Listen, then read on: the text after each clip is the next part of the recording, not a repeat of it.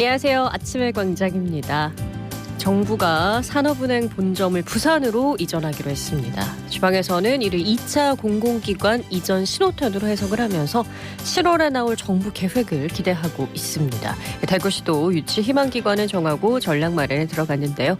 우리 두 기자의 시선 100대 1000에서 자세히 짚어보고요. 현장 리포트에서는 찾아가는 수돗물 안심 확인제 소개합니다.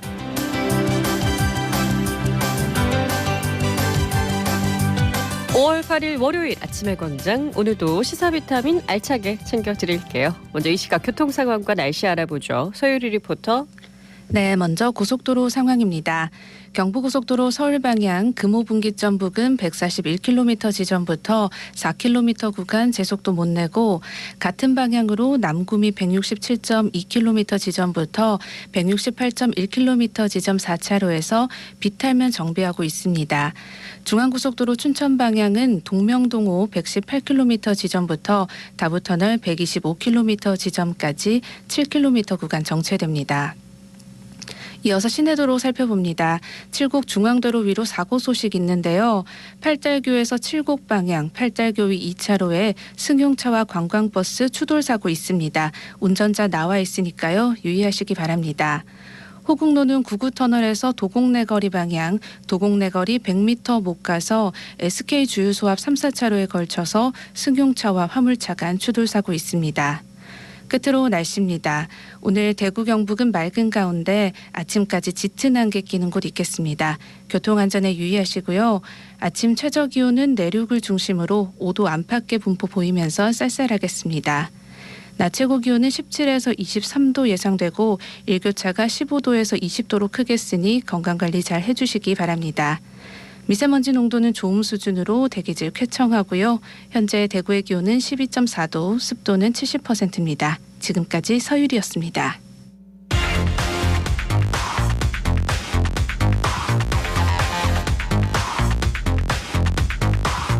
빠르고 정확하게, 명쾌하고 날카롭게, 대구 경북의 오늘을 보는 KBS 대구 아침의 광장과 함께하고 계십니다.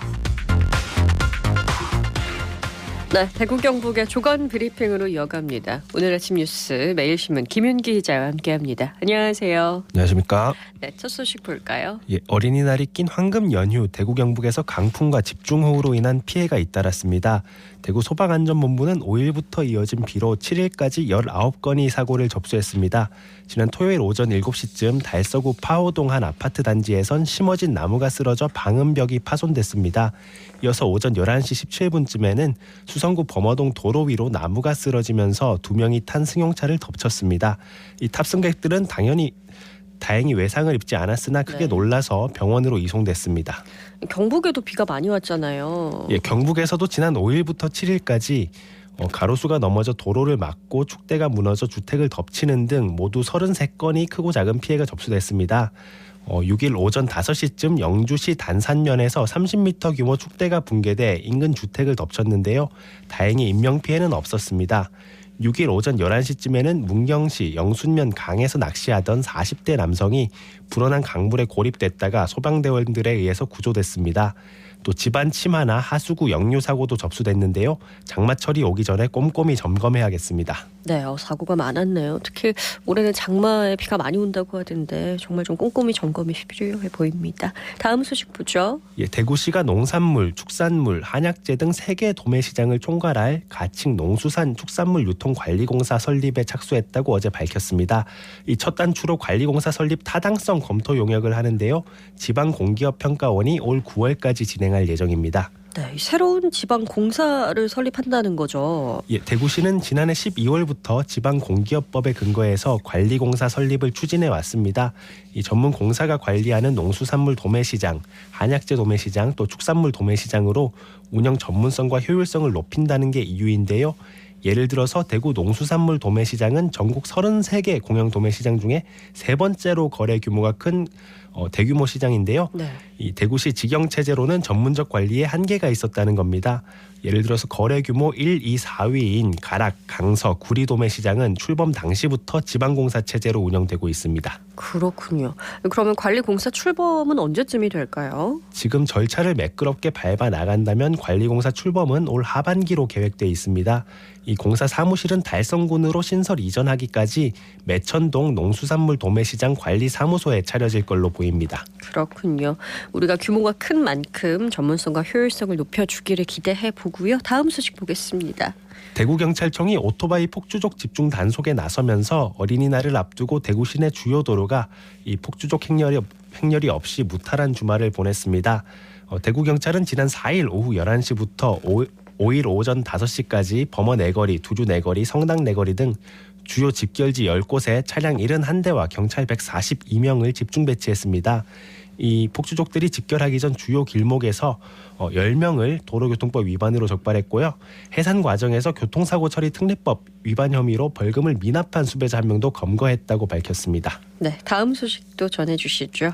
이 대구의 공안 강변 습지공원 습지가 소멸 위기를 겪고 있습니다. 습지가 말라가고 있다는 지적이 몇 년째 이어지고 있는데 대구시 대응이 아쉽다는 지적입니다. 대구 공항 인근에 습지가 있나요? 예, 대구 북구 복현동 공항교 주변에 자리 잡은 이곳은 대구의 대표적인 인공습지인데요. 2015년 금호강 공항교 저지대 정비 사업이 하나로 경작지를 친환경 생태공원으로 탈바꿈시켰습니다. 이 공원 길이는 1.7km에 달합니다. 주변 환경을 보호하고 또 주민들이 휴식 공간으로 활용하겠다는 계획이었는데 현재는 제 역할을 못하고 있습니다. 규모가 꽤 큰 것 같은데 어떤 문제가 있는 건가요? 이 습지는 금호강과 연결되는 수로를 만들어서 물을 공급해야 하는데요. 이 수로가 이물질로 막혀 있어서 물이 잘 들어오지 않고 바싹 말라가고 있는 겁니다. 이 인공습지 특성상 금호강 상류로부터 물이 꾸준히 유입되지 않으면 수생식물이 살 수 없는 육지가 돼버립니다. 네. 이 전문가들은 주기적으로 유지 관리에 나서면 충분히 해결할 수 있는 문제인데 대구시 대응이 문제라는 지적을 내놓고 있습니다. 대구시가 올해 3월 수립한 습지 보전 실천 계획에는 모두 21개 습지에 대한 중장기적인 보전 관리 방안이 담겼는데요. 네. 이 공항 강변공원 습지는 여기 포함되지 않았습니다. 네, 공항 근처에 습지를 잘 만들어 놓고 관리가 되지 않아서 그 이물질 때문에 습지가 말라가고 있다니까 참 안타까운데요. 무관심이 문제인 것 같네요. 소식 하나 더 볼까요? 차로 변경을 시도하는 차량을 고의로 들이받아서 보험금을 뜯어낸 20대에게 실형이 선고됐습니다. 대구지법은 보험 사기 혐의로 기소된 A씨에게 징역 1년을 선고했는데요. 이 남성은 2019년 11월부터 2021년 7월까지 대구 달서구 일대에서 모두 9번의 고의 교통사고를 내고 보험사로부터 4,500만 원 상당의 보험금을 가로챈 혐의를 받았습니다. A씨는 뒤늦게 3천만 원 정도를 보험사에 반환했지만 이미 동종 전과가 6차례 있었고 실형을 피하지 못했습니다. 네, 전세 사기, 보험 사기, 보이스피싱, 각종 티켓 사기까지 사기 사건 끊이지 않습니다. 애청자 여러분들 조심하셔야겠습니다. 오늘 아침 뉴스 여기까지 듣죠. 매일신문 김윤기 기자였습니다. 고맙습니다. 감사합니다. 요양병원 재단 이사장 강덕자입니다. 병원은 1996년부터 한 27년간 경영한 것 같습니다. 입원하러 들어올 때는 주로 이제 혼자 사시다가 다쳐서 들어오기나 지병을 얻어서 들어오기나 하셔서 완전 만신창이로 해서 들어와요. 근데 이제 한 달 정도 그래도 이제 치료를 하고 나면은 얼굴이 좀 맑아지시고 편안한 모습으로 이렇게 바뀌어서 크게 보람을 느낍니다. 기억에 남는 환자는 약 20년 전에 입원한 분이 있는데 그분은 부인이 계속 옆에서 간병을 해요. 목욕을 자주 시키고 걷는 연습도 시키고 자전거 타기 연습도 계속 시키고 이렇게 하니까 20년이 흐른 지금도 똑같이 몸이 굳지를 않습니다. 그런 걸 보면은 간병의 역할이 얼마나 중요한지 느낍니다. 간병비 보조가 제일 문제인데 의료비를 얼마를 쓰고 나면은 다시 돌려주는 환급금이 있어요. 보호자한테. 그 환급 제도를 없애고 그걸 간병비로 돌리면은 간병을 무난히 할 수 있지 않나 이렇게 싶습니다. 오늘은 어버이날인데요. 어버이란 본인이 태어나서 제일 많이 은혜를 입은 사람입니다. 부모님에게 사랑한다는 문자 하나라도 보내시고 찾아뵐 수 있으면 또 얼굴도 보시고 그런 하루가 됐으면 좋겠습니다.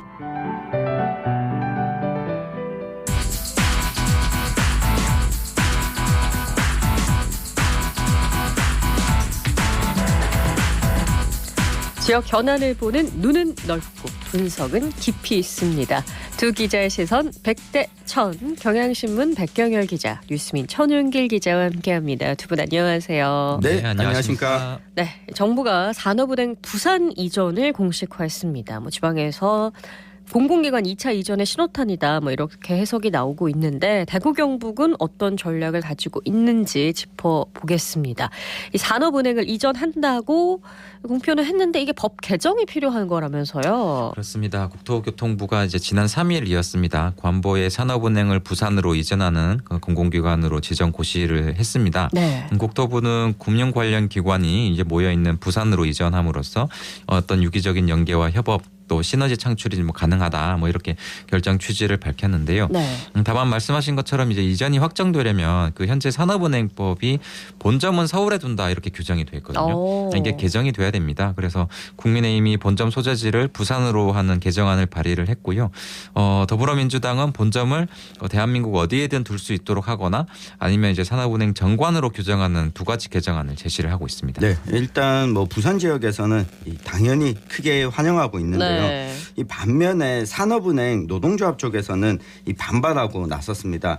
그래서 법 개정이 조금 어려울 것 아니냐 이런 전망도 나왔었는데 지금 총선이 1년 앞으로 다가오면서 이 법 개정 전망은 좀 밝아 보입니다. 왜냐하면 이 노동조합들의 반대에 좀 힘을 실어줬었던 네. 이 더불어민주당의 경우에도 앞으로는 좀 반대하기 어려운 상황이 됐습니다. 이 다른 지역으로도 은행들이 이전하게 될 텐데 이 해당 지역구에서도 유치를 희망하고 있기 때문에 산업은행뿐만 아니라 앞으로 다른 은행의 이전까지 고려한다면 이 법 개정은 좀 생각보다 큰 걸림돌 없이 진행될 것으로 보입니다. 진척사항이 빠를 것으로 예상을 하시는군요. 산업은행 이전이 법적 절차에 따라야 하는 것도 있지만 그 지방으로 가는 것에 대해 좀 거부감이 있는 건 아닐까 이런 생각이 쉽게 들거든요. 정부의 공공기관 2차 이전 계획은 언제 확정이 되나요? 좀 이제 시기는 좀 있을 것 같고요. 오는 네. 7월까지 이제 국토부가 선정 기준 등을 담은 일단 기본 계획을 발표할 예정입니다. 당초는 한 360곳 정도가 이제 이전 대상 공공기관으로 지정될 것이라고 예상이 됐지만 최근에 국토부 혁신도시발전 추진단에서 500곳 이상의 규모가 될 것이다 이렇게 확대 가능성을 시사를 했거든요. 네. 구체적인 이전 대상과 지역은 내년 총선이 끝난 이후에 확정될 가능성이 큽니다. 네, 아까 정 기자도 말씀을 하셨지만 이제 다른 지자체들도 유치를 하려고 나설 것 같아요. 우리 지역 대구 경북에서는 어떤 기관을 유치하려고 하나요? 네, 일단 대구시는 23곳을 유치 대상으로 정했는데 이 국채 금융기관으로 이 대구의 전략 산업을 좀 견인할 수 있는 IBK 기업은행 그리고 한국수출입은행을 최우선 순위에 뒀습니다. 네. 일찍부터 이 공을 들인 게 기업은행 본점 유치인데 지금 국민의힘 원내대표를 맡고 있는 윤재욱 의원이 2020년에 기업은행 본사의 대구 이전을 골자로 한 이 법률 개정안을 대표 발의하기도 했습니다. 현재 장기 계류 중인데 네. 앞서 살펴본 것처럼 이 산업은행 법안이 좀 통과가 된다면 기업은행 이 법률 개정안 역시 좀 힘이 실리지 않을까 기대하는 분위기가 좀 있습니다. 급물살을 탈 수 있지 않을까 하는 기대죠. 그렇죠. 이제 통계를 보면 일단 기업은행의 중소기업 대출 시장 점유율이 20%를 넘습니다. 그래서 금융권에서 가장 높은데요. 네. 대구는 중소기업이 지역에 좀 밀집해 있는 만큼 네. 대구에 이제 기업은행 본점이 오면 그 중소기업 지원에 대한 현장성이 좀 강화되고 정부의 중소기업 관련 정책에 대한 신뢰도도 좀 커질 것이라고 이제 기대를 합니다. 네. 정부 계획에 따라서 기업은행 대구 이전이 확정되더라도 청 기자 얘기했듯이 본점 소재지를 서울시에 둔다는 현행 중소기업 은행법까지 국회에서 개정돼야지 본점의 대구 이전이 좀 현실화가 됩니다. 그렇군요. 법적 절차가 좀 남아 있긴 하지만 대구와 기업은행이 참 잘 어울린다는 생각을 다시 한번 하게 됩니다. 그리고 한국수출입은행도 말씀하셨는데 이건 부산이랑 강원도도 유치하겠다고 나섰더라고요. 맞습니다. 이 대구 무역회관에 한국수출입은행 대구 지점이 있는데 이게 보통 보통의 금융기관이 취급하지 못하는 장기 저리의 정책 자금을 공유하는 금융기관입니다. 네. 지난해 말 구미 출장소를 폐쇄하려다 이 지역의 강한 반발로 그쵸. 이 철회된 일이 있었는데 이 부산시의 경우에도 이 수출입은행이 이 이전 기간 리스 최상단에 있었고 이 대구시도 유치를 바라고 있고 이 강원도 역시 유치 전에 나서면서 경쟁이 좀 치열해진 기간입니다. 네, 뭐 이제 대구시가 뭐 수출입은행 그리고 기업은행을 중점 유치기관으로 이렇게 정한 건 그 지역의 특성상 중소기업 위주의 산업과 수출 선도기업에 좀 힘을 좀 싣기 위해서인데요. 대구 혁신도시에는 지금 보면 2014년 말에 이전한 신용보증기금 본점이 지금 이미 네, 있거든요. 맞습니다. 여기에 이제 중소기업 업무에 특화된 기업은행까지 좀 유치를 하면 어떤 협업 사업도 다양해질 수 있다고 이제 대구시가 기대하는 그렇죠. 겁니다. 네. 그런데 뭐 기업은행 유치 역시 경상남도에서도 유치에 적극적으로 나서고 있거든요. 역시나 중소기업이 많은 지역이다 보니까 이 기업은행 유치가 좀 관건이 될 것으로 보이거든요. 이 대구시가 조금 더 적극적으로 나서야 한다라고 하는 목소리가 최근 들어 나오고 있습니다. 그렇습니다. 뭐 이런 국제 금융기관 외에 대구시는 또 어떤 공공기관을 우선순위에 두고 있나요? 네, 한국데이터산업진흥원 유치도 이제 대구시가 바라고 있는데 네. 대구가 이제 빅데이터 도시를 표방하면서 이게 수성 알파시티 등의 그 현재 그 데이터 안심구역 구축을 하고 또 중소기업 의료 데이터 활용 지원 등의 프로젝트를 지금 진행 중에 있거든요. 네. 또 다른 기관을 보면 유망 스타트업 발굴과 집중 육성에 좀 힘을 실어줄 수 있는 한국벤처투자, 뭐 한국산업기술진흥원, 한국보건의료인 국가시험원, 뭐 한국환경산업기술원, 한국에너지기술평가원 등도 대구시가 이제 그 유치를 희망하는 공공기관입니다. 저 대구가 빅데이터 도시이자 또 메디시티잖아요. 네. 유치할 것들이 많을 것 같은데 이 준비 상황 어떤가요? 네, 일단 뭐 대구시에 좀 확인을 해보니까 그 현재 유치 희망이 공공기관과 개별 접촉을 시도 중인 것으로 좀 확인은 되고 있거든요. 네. 국토부 발표에 좀 대비해서 빠른 시일 안에 이전할 수 있도록 이 비어있는 건물의 이제 현황을 좀 파악하는 중이라고 하고요. 또 도심융합 특구인 경북도청 이전터에 공공기관을 이전하겠다는 계획도 지금 이미 발표한 바가 있습니다. 대구시는 교육과 뭐 주거, 문화, 또 편의시설 등 이제 경주 여건이 좀 뛰어난 이제 부지를 좀 확보해 놓고 네. 이전 대상이 이제 정해지는 공공기관 측에서 원하는 장소를 좀 미리 고를 수 있도록 한다는 전략을 세우고 있습니다. 네, 지난 2014년에 신서동 혁신도시로 공공기관이 이전할 당시에 이 정주 여건이 제대로 갖춰지지 않았다. 이런 문제 지적이 있었습니다. 네. 이 현재까지도 이 문제는 완전히 좀 해결됐다고 보기는 어려운 상황인데 네. 기대했던 상권 활성화나 지역 경제 활성화에도 좀 미치지 못했다는 이 결과적인 분석이 나오고 있거든요. 특히 공공기관 노동조합들이 지방 이전을 반대하는 이 가장 큰 이유가 지방에 내려가서 어떻게 제대로 살 수 있냐라고 하는 부분인데 네. 이걸 좀 불식시켜줄 이 정주 여건 조성 마련이 이 대구시 입장에서는 또 중요한 과제가 아닐까 싶습니다. 그렇습니다. 그게 바로 우리 가장 큰 경쟁력이 되어야 하지 않을까라는 생각이 듭니다. 어쨌든 이제 지방이 2차 공공기관 이전을 하루빨리 추진하게 기다리고 있는 건 맞아요. 네. 지난해 어느 정도가 집중되어 있는지 통계 결과가 있었죠. 네. 수도권에. 이 공공기관 370개 중에서 수도권에 160여 개가 집중돼 있었습니다. 이 서울이 좀 압도적으로 많았고요. 2014년부터 혁신도시 조성이 좀 본격화되면서 이 대구를 포함해서 10곳에 조성이 됐습니다.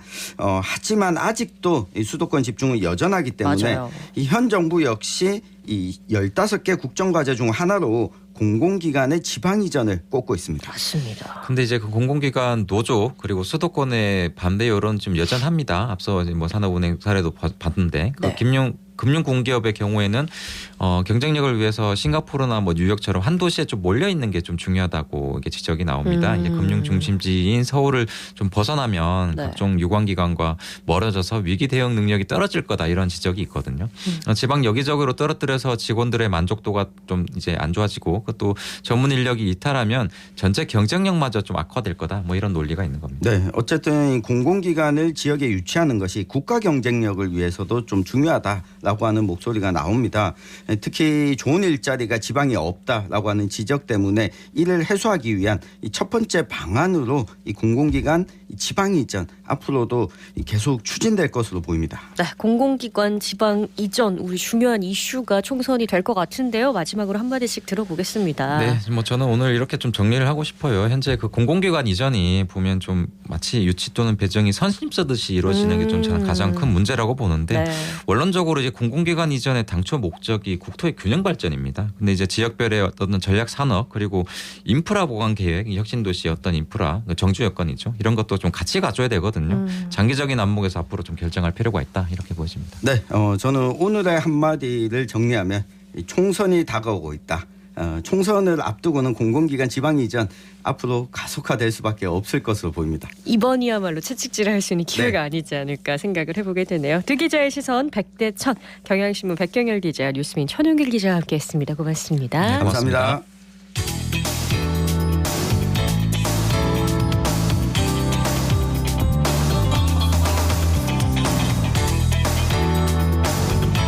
수도 100원이 노후든 아파트나 주택에서는 우리 집 수돗물 안전할까 궁금할 때 많으실 텐데요. 대구시 상수도사업본부에서는 무료 수질 검사를 해드리고 있습니다. 윤가영 리포터가 자세히 알려드립니다. 안녕하세요. 네, 안녕하세요. 수돗물 수질을 현장에서 무료로 검사해드리는 찾아가는 수돗물 안심 확인제는요. 2020년부터 대구시 상수도 사업본부에서 실시한 사업입니다. 이 수질 검사원이 직접 세대 방문해서 현장에서 검사를 하고 즉시 검사 결과까지 확인할 수 있어서 혹시나 수돗물에 대한 불안감을 해소할 수가 있었습니다. 현장 소리와 함께 서비스를 이용한 분을 만나봤습니다. 네, 안녕하세요. 대구시 상수도사업본부 수질연구소 수질검사원입니다. 수돗물 검사 때문에 잠시 방문드렸는데 잠깐 들어가도 될까요? 저희가 여기 정체수를 좀 빼야 돼서 3분 정도 물을 흘려보내고 채수해 가겠습니다. 안심이 되죠. 사실 뭐 수돗물에 대한 불신이 인천 같은데 뭐 벌레가 나온다, 뭐 탁수가 나온다는데 이번에 뭐 검사를 해보고 상당히 안심이 됩니다. 상세히 봤는데 뭐 우리 집에 뭐 다른 집도 다 똑같겠나 이렇게 생각을 합니다. 같은 탱크에 물을 쓰기 때문에 뭐 받아보니까 전부 정상 이하로 다 나오니까 안심이 되죠.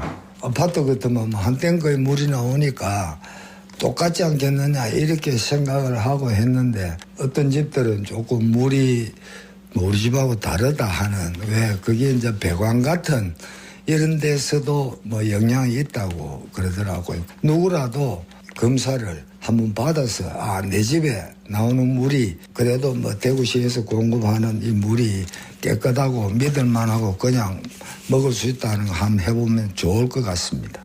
네, 수질 검사는 어디서 시작이 된 거예요? 저는 남구에 20년 이상 된 아파트에 다녀왔는데요. 네. 제가 직접 세대에 방문을 해서 인터뷰를 한 이 이용자는요. 평소에 반드시 정수기를 사용을 하셨는데 이번 검사 결과지를 받아보고서는 이제는 정수기가 필요 없을 것 같다면서 이 수돗물 사용에 안심을 하시는 모습이었습니다. 검사는 총 7개 항목으로 진행이 되는데요. 자세한 이야기는 수질 검사원의 목소리로 들어보시죠. 안녕하세요. 저는 대구시 상수도 사업본부 수질검사원으로 일하고 있는 이영순입니다. 수돗물이 궁금한 시민분들이 전화로 직접 신청하거나 건물 연수가 오래된 아파트 등에 찾아가서 제가 현장 홍보를 진행한 후 검사를 신청한 세대에 대하여 수질 검사를 해드리고 있습니다. 검사 항목은 7개 항목으로 산 알칼리 상태를 나타내는 수소이온 농도, 맑고 흐린 정도를 나타내는 탁도와 위생학적 안정성을 나타내는 잔류염소, 그리고 수도 배관의 노후 상태를 진단할 수 있는 철, 구리, 아연, 망간 등을 검사해드립니다. 수질 검사 시간은 세대당 20에서 30분 정도 소요됩니다. 만약 수질이 부적합할 경우에는 사람이나 동물 배설물과 관련된 일반 세균과 총대장균군, 대장균, 그리고 분뇨나 하수와 관련된 염소이온과 암모니아성 질소 등 5개 항목을 추가로 검사해 원인을 진단하고 그에 대한 개선 방안으로 저수조 청소 등의 적정 관리, 옥내 배관 교체 사업에 대해 안내해드리고 있습니다. 정수장에서는 깨끗한 수돗물을 공급하지만 건물 또는 세대의 수도 배관이 노후되고 평소 수돗물 사용량이 적어 정체수가 많이 발생하는 곳에서는 수돗물에서 녹물이나 이물질이 발생할 수 있습니다. 이러한 곳에서는 먹는 수질 기준에 적합한 물인지 확인을 해보시는 것이 좋을 것 같습니다. 이게 검사 시간도 길지 않고 검사 네. 결과를 보고 나서 필요한 조치나 추가 검사까지 해주네요. 네, 그렇습니다. 이 수도관의 상태에 따라서 수도관의 성분들이 수돗물에서 검출되기도 하기 때문인데요. 이 수도관의 상태는 눈으로 직접 볼 수가 없기 때문에 막연한 두려움을 가지는 분들도 많습니다. 네. 검사하는데 30분만 시간을 내면 되니까요. 검사를 받아보시는 것도 좋겠습니다. 담당자의 목소리로 자세한 이야기 들어보시죠. 네, 안녕하세요. 대구 상수도 수질연구소의 안심확인제 담당자 박경미입니다. 찾아가는 수돗물 안심확인제는 2020년부터 실시하고 있고요. 현재까지 이용한 세대는 약 19,000세대 정도 됩니다. 현장에서 수질을 바로 확인할 수 있어서 수돗물에 대한 막연한 불안감이 해소된 것 같고 수돗물을 더 믿을 수 있게 되었다는 시민들의 좋은 호응을 얻고 있습니다. 찾아가는 수돗물 안심확인제는 매년 3월부터 11월까지 신청 가능하고요. 검사 신청은 수질연구소 안심센터 전화번호 053-670-2961번에서 4번으로 전화하시면 됩니다. 대구 수돗물은 고도 정수 처리를 거쳐서 깨끗하고 안전한 상태로 정수장에서 공급되고 있습니다. 공급 과정에서 배관 상태에 따라 수질이 변할 수도 있으니 혹시 우리 집 수질이 궁금하시다면 찾아가는 수돗물 안심 확인제 서비스를 신청하셔가지고 점검을 받아보시면 좋겠습니다. 네, 이 찾아가는 수돗물 안심 확인제는 오는 11월까지 신청하면 무료로 검사를 받아보실 수 있습니다. 이번 기회로 우리 집 수돗물에 대한 불안감을 해소하고 혹시 문제가 있다면 원인과 해결 방안까지 확인해 보시는 건 어떨까요? 네, 윤가영 리포터 소식 잘 들었습니다. 네, 고맙습니다. 네, 오늘 어버이날인데요. 어제까지는 비가 좀 내렸었는데 대구와 경북 대체로 맑은 날씨가 될 것으로 예상이 됩니다. 오늘 낮 최고 기온이요. 대구와 안동은 22도까지 오르고 포항은 18도까지 평년보다 좀 낮은 수준입니다. 미세먼지 농도는 좋음 수준이고요. 바람이 강하게 부는 곳이 있다고 하니까 시설물 관리와 안전사고에 유의하셔야겠습니다.